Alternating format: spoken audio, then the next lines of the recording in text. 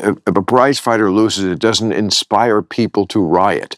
All right, folks. Have you ever wondered why the left clings so desperately to their January 6th fairy tale?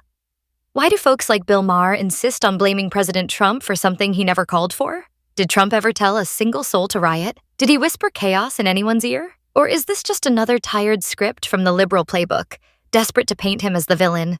Called out on this because I called Donald Trump a wannabe dictator. It's because he is. It's because he is. Oh. The governor's being mean, and the governor's speaking out on that. Well, maybe it's time for us to be a little meaner. Maybe it's time for us to be a little more fierce. Because we have to ferociously push back on this. And again, I'll speak to my teacher colleagues in here. The thing that bothers a teacher more than anything is to watch a bully, to watch this bully, and to stop it. And when it's a child, you talk to them, and you tell them why bullying's wrong. But when it's adult like Donald Trump, you bully the shit out of him back. You push back. You make sure they know it's not there. Let's talk about that fiery exchange between Bill Maher and David Mamet. Bill Maher, with his smug certainty, claims Trump inspired January 6th just because he didn't say the magic words, "I concede." Really? Is that how it works? If a leader doesn't bow to the establishment's demands, he's guilty of sparking a riot? Didn't Al Gore challenge the 2000 election? Didn't Hillary Clinton call Trump illegitimate for years? Where was Bill Maher's outrage when Democrats refused to accept those results? Mamet saw right through it. And for those of you who don't know who David Mamet is, or better yet, why should even care? Ever wonder what happens when a Hollywood legend wakes up to the left's hypocrisy? Well, that is pretty much David Mamet in a nutshell, born in Chicago, a Pulitzer Prize-winning playwright, screenwriter, and director, famous for gritty, razor-sharp dialogue called Mamet Speak. His works, like Glengarry Glen Ross, a brutal look at real estate hustlers, and 1987 classic The Untouchables, a crime epic, expose the raw truth of power, betrayal, and American grit. His plays and films, from American Buffalo to Wag the Dog, slam the brakes on liberal fantasies, showing life's tough underbelly. Let me know, but doesn't this sound like someone who gets the real America? But here's the kicker. Mamet used to be one of them, a libtard. But then, back in 2008, he ditched the brain-dead liberal label in a bold essay, embracing conservatism, free markets, and skepticism of big government. His book, The Secret Knowledge, written in 2011, rips into progressive dogma, calling out its attack on personal responsibility. Admiring Reagan, blasting political correctness, and defending free speech, Mamet's become a conservative treasure. No Republican Party card yet, but his takes in National Review and chats with Jordan Peterson align him with our fight. I mean, come on, now you can see it, right? Why do you think the left hates him so much? When Mamet shut down Bill Maher's January 6th nonsense, calling him full of shit, wasn't he speaking for all of us? And this after Bill's recent monologue after being invited by President Trump to the White House. Why should a man like Trump, or Mamet, bow to the elite script? Well, the simple answer is they shouldn't and never will. His life, art, and politics shows what happens when you question the swamp. The very same swamp President Trump is draining, and Bill Maher better get out while he still can. Now for the others like Robert De Niro and Kevin Costner, well, it may be too late for them. Ooh. And have you heard the latest about Kevin Costner? Well, apparently, according to Dom Lucre, breaker of narratives, Kevin Costner just got sued by an actress for a violent, unscripted, unscheduled grape scene on the set of Horizon TV series. Devin LaBella filed the lawsuit Tuesday in Los Angeles Superior Court, claiming the impact of the impromptu work demand has upended her career and left her permanently traumatized, the Associated Press reported. All right, now back to the main event and how Mamet wasn't having it, and he called Maher out. Flat out said he was full of sh-t. And why wouldn't he? When has the left ever held their own to the same standard? Do you remember Stacey Abrams denying her election loss in Georgia, still claiming she's the rightful governor?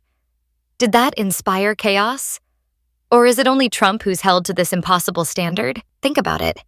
Why does the left need this January 6th story so badly? Could it be because they're terrified of what Trump represents? A man who fights for you, for America first, for the forgotten men and women of this country? Isn't it convenient how they twist his every word, his every action to fit their narrative? To the MAGA Republicans who voted for Trump and are giving me a tax cut, I had no idea that as a pretty well-off white person who has a job and everything I need, that I needed a tax cut. But you guys are so smart, and it must be true that as you kick off Medicaid people, they don't need any support, but I do. If Trump doesn't play their game, if he doesn't kneel and say, "I concede," like some obedient politician, they cry foul. But since when do we, the people, demand our leaders grovel to the elites? And let's ask the big question. Who really benefits from this January 6th obsession? Is it you, the hardworking American who just wants a secure border, lower taxes, and a government that puts America first? Or is it the swamp? Those career politicians and media talking heads who thrive on division and fear. So you're being considered for director of the FBI. And here you did no diligence to find out whether people you were associating with now the President of the United States in song were convicted of attacking police officers. Is that who we want running the FBI? I want you to turn around. There are Capitol Police officers behind you. They're guarding us. Take a look at them right now. Turn around. I'm looking at you. You're talking to me. No, look at them. I want you to look at them if you can, if you have the courage to look them in the eye, Mr. Patel, and tell them you're proud of what you did. Tell them you're proud that you raised money off of people that assaulted their colleagues, that pepper sprayed them, that beat them with poles. Tell them you're proud of what you did, Mr. Patel. They're right there. They're guarding you today. Tell them how proud you are. That's an abject lie, and you know it. I've never, ever accepted violence against law enforcement. I've worked with these men and women, as you know, you my entire glorified life. it in song, and I did Mr. not Patel. make a... What actually happened on January 6th? So there is, as it seems that I find myself in a similar situation as Russiagate. Because on January 6th, in the prior Trump administration, I was the chief of staff to the Department of Defense.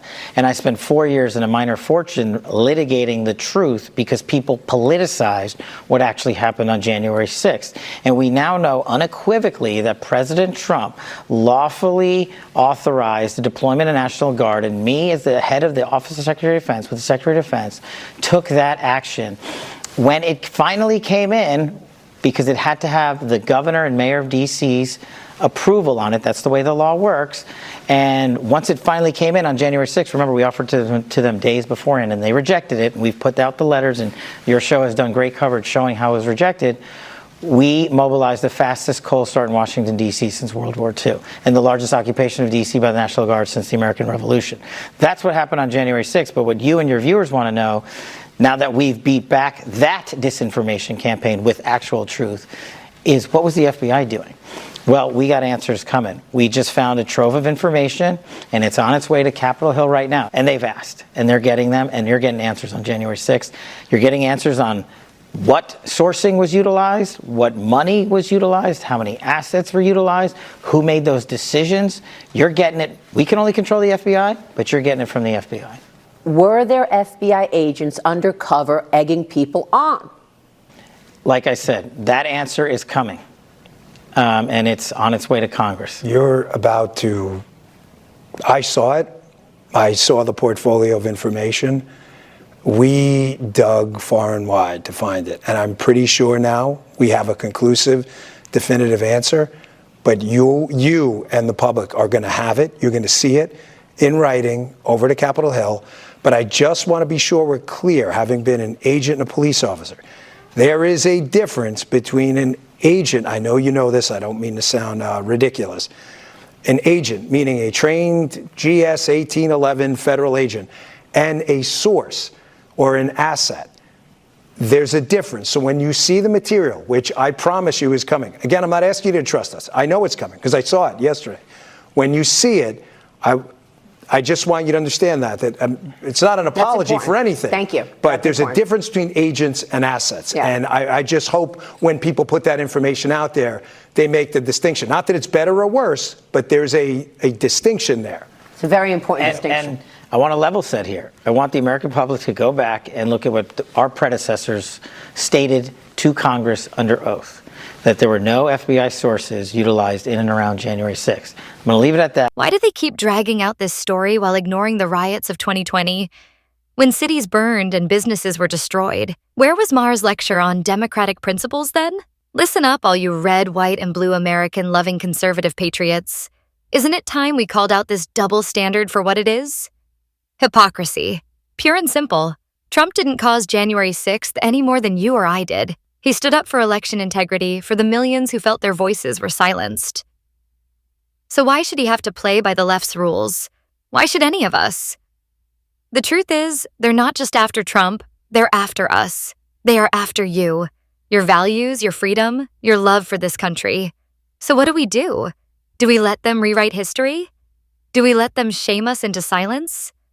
Or do we stand tall like David Mamet did and say, enough is enough? Let's keep fighting for the truth, for Trump, and for the America we know is worth saving. There is a link in my bio for anyone who wants to get their YouTube channel started now. Let your voices be heard and do so in a faceless format with the help of AI, and open up the doors to making money while you do it. Watch as Bill Maher gets absolutely shut down by his podcast guest who just isn't having it. Watch as this unfolds and be sure to hit that like button, subscribe, and drop a MAGA in the comments so I know you are fighting with us. Let's keep fighting for the truth, for Trump, and for the America we know is worth saving. So I will ask you all just one more time. Who's with me? How did he inspire people to riot? By not conceding the election. Oh, come on. Oh, come on. What? Come on. So wait a second. He didn't say the words, I concede, and so that meant people rioted? Yes. What do you think January 6th was about? What do you think January 6th was? It was about people who did not hear their leaders say, as every other leader in this country has said after an election, okay, I lost. We welcome the new guy. We had disagreements, but now we're all Americans. When Obama took over, George Bush stood next to him and he said, we want you to succeed, because when you succeed, Trump didn't do any of that. Okay. So what? Well, so what?